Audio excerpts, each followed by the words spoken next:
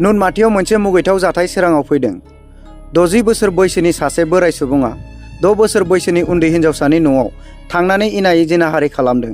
बिमा बिफाया गाव गावनि खामानियाव ओंखारलांनायनि उनाव हिन्जावसाया न'आव हारसिङै दंमोन।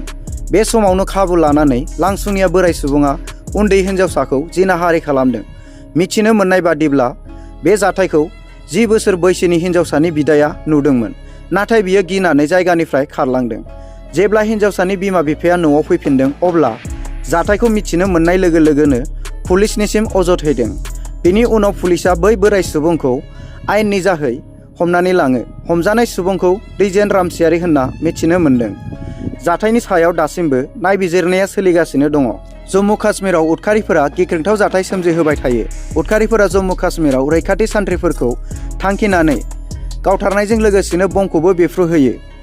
बेबायदिनो उदखारिफोरा जम्मु काश्मीराव फैगौ 15 आगस्टआव बम बेफ्रुहोनो नागिरदोंमोन, जायखौ रैखाथि सान्थ्रि हान्जाया फेलें खालामदों। सुलुंनि बायदिब्ला रैखाथि सान्थ्रि हान्जाया जम्मु काश्मीरनि पुलवामायाव 25 किल'ग्रामनिफ्राय 30 किल'ग्राम IEDखौ बोखांनो हादों।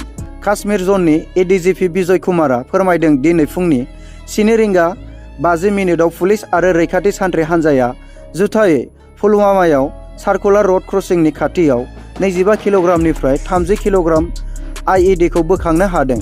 बेबायदि बोखांनो हानायनिफ्राय गिदिर जाब्रबथाय जानायनिफ्राय रैखाथि मोननो हाबाय।